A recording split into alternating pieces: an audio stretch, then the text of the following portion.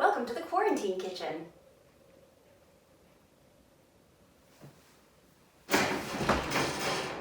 Well, it's finally come to this. We've been in quarantine for over 40 days, so I'm making a cooking channel. It's really too bad that this is what we've come to, but no one really seems certain when quarantine's going to end. In fact, the only two things I'm certain about right now is that people are baking more than ever, and I'm out of hair conditioner. I've decided to start with something simple. Vegan oatmeal raisin cookies. Normally I consider oatmeal raisin cookies something for cowards who don't want to admit that they're not actually eating a granola bar. I'm making them vegan because I'm vegan. I became a vegan 8 years ago when I realized I had run out of interesting things to say about myself. Let's begin.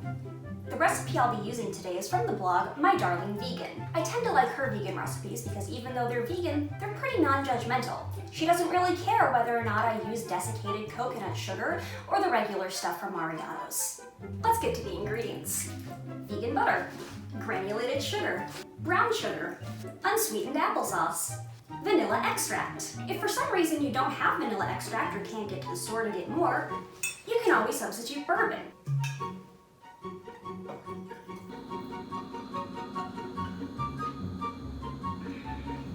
Old-fashioned oats, all-purpose flour, baking soda, cinnamon, salt. Finally, raisins are optional.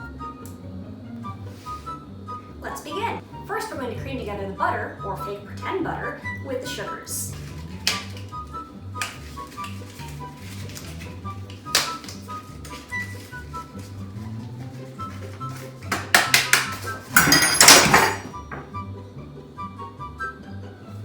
Now that we've added those ingredients, it's time to cream them together. Make sure you lock down your KitchenAid mixer if you're using one. If you're using a handheld mixer, I'm sorry.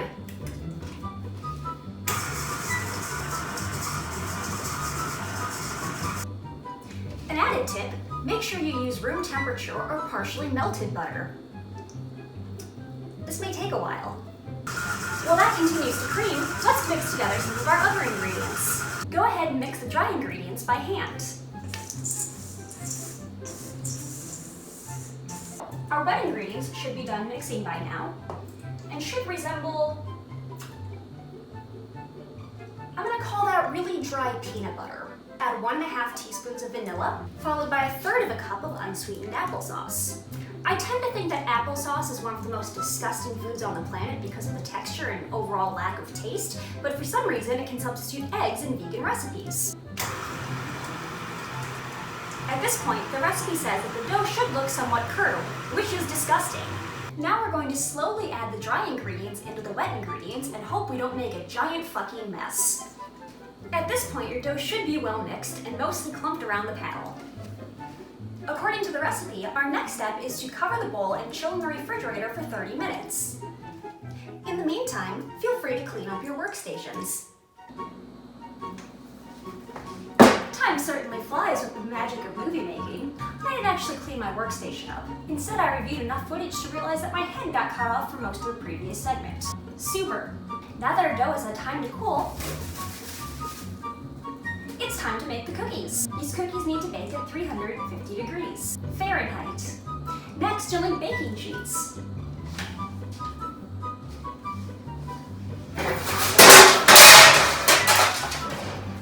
You can either grease the baking sheets or use parchment paper. I prefer parchment paper because the mystery of paper that doesn't burn in the oven is awe-inspiring. Also, it's much easier to clean the trays. Once the paper's in place, spoon 12 tablespoon-sized balls onto the tray. In order to get nice, even cookies, it's recommended that you use a specific type of scoop or even an actual tablespoon. However, I'm a normal person and don't own things like that. My cookies aren't even close to being uniform in size, but I'm okay with that, and you should be too. Repeat the process with another baking tray. And another. How much cookie dough was in here?